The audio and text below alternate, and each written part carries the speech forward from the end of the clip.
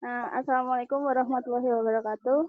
Waalaikumsalam warahmatullahi Eh, saya dari kelompok pertama, beranggotakan saya sendiri, Sekar Ajudya Siti. Di sini saya akan mempresentasikan mengenai kewenangan mengadili keperdataan, yang mana dalam kewenangan itu sendiri, dari definisinya itu berasal dari kata kompetensi, yang berarti kewenangan atau kekuasaan. Di KBBI sendiri dijelaskan bahwa kewenangan atau kekuasaan untuk menentukan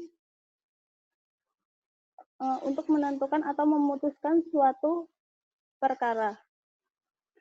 Kemudian kewenangan itu sendiri di suatu pengadilan adalah kewenangannya itu adalah untuk memeriksa, mengadili, dan memutus suatu perkara berkaitan dengan jenis dan tingkat pengadilan yang ada berdasarkan peraturan undang-undang yang berlaku. Sebagaimana untuk jenis dan lingkungannya itu dibedakan menjadi 4.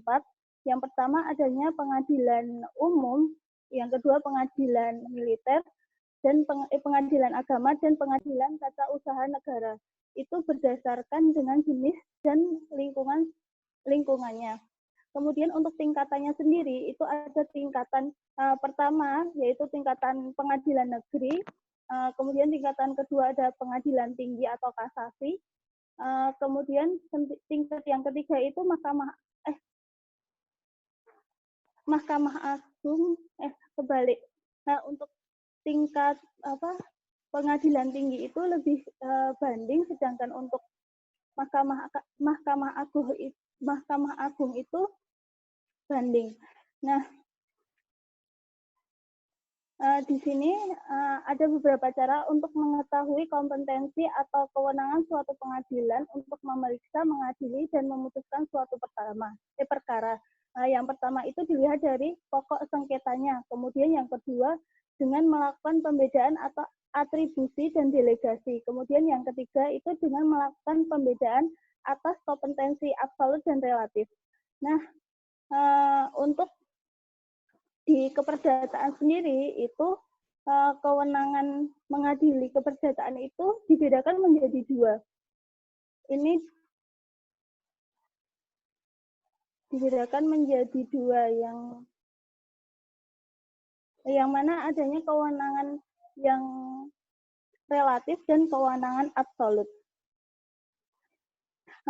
Di sini itu kewenangan untuk mengadili suatu pengadilan untuk mengadili itu adalah suatu pengadilan baru atau dapat memutuskan suatu perkara apabila sesuai dengan kewenangannya. Jadi penting bagi para pihak untuk melihat sejauh mana kewenangan atau kompetensi suatu pengadilan sebelum memutuskan untuk mengajukan perkara atau sengketa ke pengadilan. Sebab apabila para pihak tetap mengajukan sengketa atau ke pengadilan, sedangkan pengadilan tersebut itu tidak memiliki kompetensi atau kewenangan untuk mengadili, maka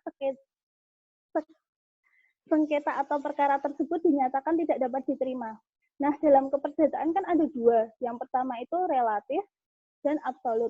Relatif ini sendiri diartikan kewenangan pengadilan untuk menangani atau mengadili suatu sengketa atau perkara didasarkan pada tempat, lokasi, domisili para pihak atau domisili para pihak yang bersengketa atau didasarkan pada objek yang disengketakan itu berada di mana.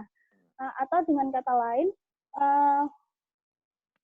kewenangan relatif ini adalah kewenangan pengadilan untuk menangani suatu perkara sesuai dengan wilayah hukum yang dimilikinya. Oleh karena itu, para pihak dalam mengajukan gugatan untuk memperhatikan di mana tempat atau lokasi atau domisili para pihak serta objek yang disengketakan dengan tujuan agar kewenangan relatif ini dari gugatan yang diajukan ini dapat diterima dan dapat diperiksa serta diadili oleh hakim. Untuk kewenangan relatif itu ada 4 asas yang dapat digunakan. Itu yang pertama, asas gugatan diajukan di pengadilan tergugat berdomisili. Kemudian yang kedua itu adalah gugatan diajukan di mana benda tepat di mana benda tempat yang menjadi bendanya itu yang menjadi objek sengketa itu berada di mana, tempatnya di mana. Kemudian yang ketiga itu gugatan diajukan di salah satu pengadilan tempat tinggal tergugat jika tergugat lebih dari satu orang. Kemudian yang terakhir dari asas ini ada gugatan diajukan di salah satu pengadilan yang dipilih atau disepakati. Seperti itu. Kemudian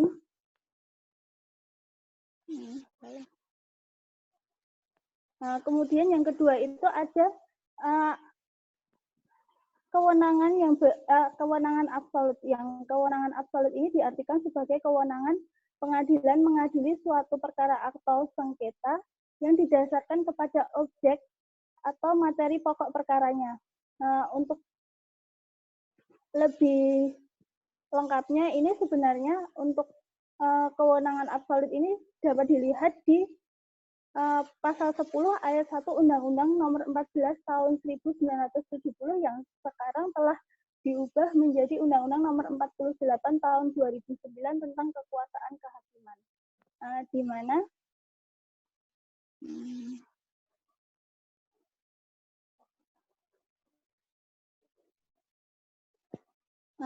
di mana di sini dijelaskan di pasal tersebut itu adanya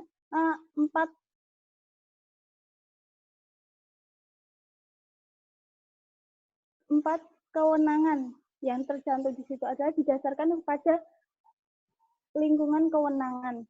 Kemudian yang kedua itu masing-masing lingkungan memiliki kewenangan untuk mengadili tertentu. Kemudian yang ketiga, kewenangan tertentu tersebut memiliki kewenangan absolut pada masing-masing lingkungan peradilan sesuai dengan subjek dan materinya. Oleh karena itu, masing-masing lingkungan pengadilan hanya berwenang mengadili perkara atau kasus yang dilimpahkan undang-undang kepadanya. Karena kewenangan absolut ini melihat dari objeknya, maka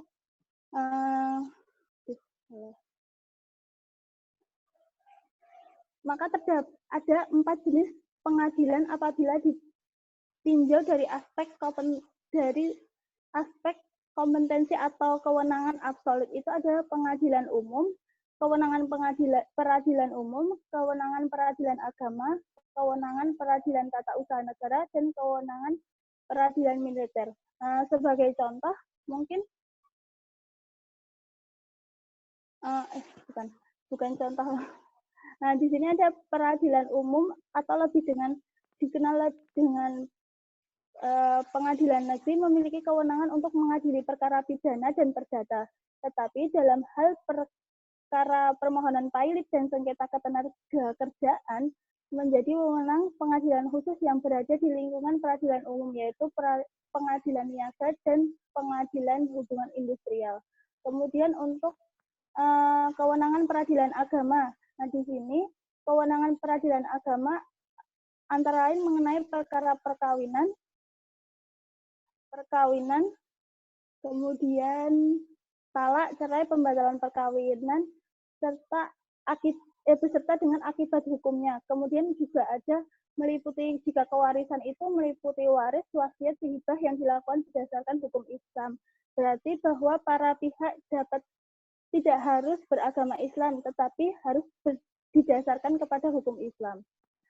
Kemudian adanya peradilan tata usaha negara atau lebih disingkatnya PTUN, yaitu mengadili sengketa tata usaha negara antar badan atau pejabat tata usaha negara dengan masyarakat, baik orang maupun badan hukum.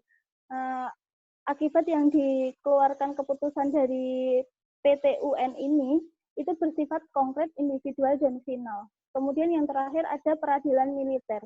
Peradilan militer berwenang mengadili perkara pidana yang terdakwanya itu adalah anggota TNI, tanpa melihat apakah korban tersebut sesama TNI atau warga sipil atau bukan.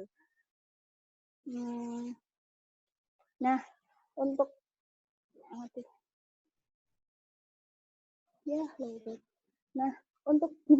bagaimana jika gugatan yang diajukan menyalahi kewenangan peradilan ability test itu supaya nggak lobet.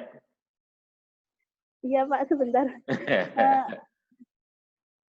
Uh, di sini itu adanya yang pertama itu hakim dapat menyatakan dirinya tidak berwenang. Kemudian yang kedua itu tergugat dapat mengajukan eksepsi terhadap tentang kewenangan. Apabila tergugat mengajukan eksepsi tentang kewenangan absolut atau relatif, maka hakim wajib mengeluarkan putusan sela. Kemudian yang ketiga itu apabila terbukti maka gugatan tidak dapat diterima. Mungkin cukup sekian presentasi dari saya. Kurang lebihnya saya mohon maaf. Mungkin ada pertanyaan dari teman-teman. Oke, silakan teman-teman yang lain bisa angkat tangan untuk sebelum mengajukan pertanyaan itu ya.